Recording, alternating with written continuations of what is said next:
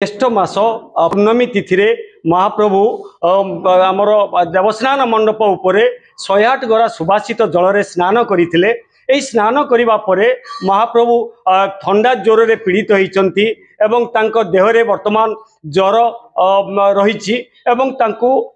सेवा करूचंती तांकर श्रीअंग सेवक दैतापति माने एवं धीरे धीरे महाप्रभु को विभिन्न प्रकार चेरमूली पथी प्रदान करा जाउछि एवं सर क्षीर प्रदान करा जाउछि। तेणु आमे जदि कहि परिबा आजिर दिन में बड़ौड़िया मठ पक्षरु महाप्रभु को शरीर किभली भाव में ज्वर उपशम हम से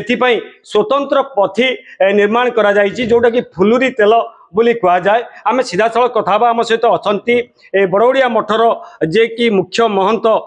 बंशीधर गोस्वामी अच्छा आज्ञा कौन कहे यही जो विधि परंपरा जे प्रकृत में फुलुरी तेल महाप्रभु पाखे लगिले महाप्रभु को शरीर श्रीअंगरू धीरे धीरे ज्वर उपशम हम।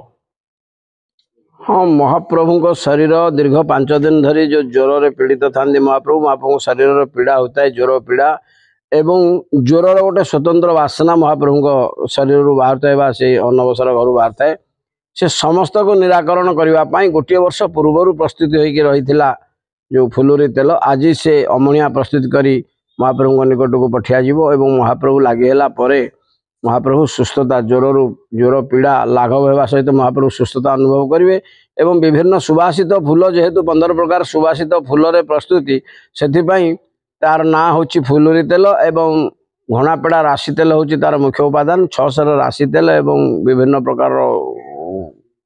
सुवासित फूल एवं किसी चेरमूली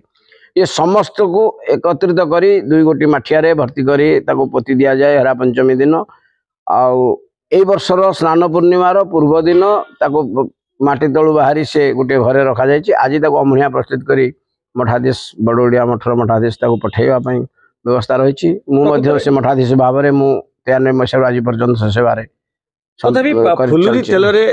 महाराज कौन सब किंवदंती रही कि प्रकार जिनस रही जहाँ महाप्रभु को श्रीअंगरू ज्वर को उपशम कर अनेक औषधीय चेरमूली अच्छी 7-8 प्रकार चेरमूली अच्छी एवं सुवासित फूल अच्छी मुख्य हूँ तार घणापेड़ा राशि तेल जो राशि तेल महाप्रभु को उत्ताप शरीर उत्ताप काटापी राशि तेल हूँ शीतल शीतल तेल एवं महाप्रभु को शरीरटा हूँ ऊपर आस्तरण हूँ झुणा अटा औषध द्वारा आवृत तेणु सेटा पानी भिजी रहा द्वारा 2-3 दिन पानी जो ओदा कपड़ा रही द्वारा महाप्रभु शरीर से नरम हो जाए से नरम है पुनर्बार जो लगी औषध से औषध धरब ना से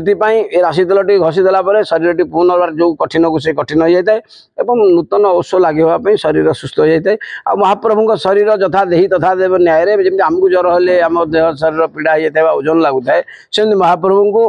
ओजन एवं पीड़ा को लाघव करने जो फुलुरी तेल टी मालिश कर दि जाए महाप्रभु फूल भली हल्का हो जाए महाप्रभु शरीर महाप्रभु फूल भली सुदृष्टि जगतर कल्याण करती। तथापि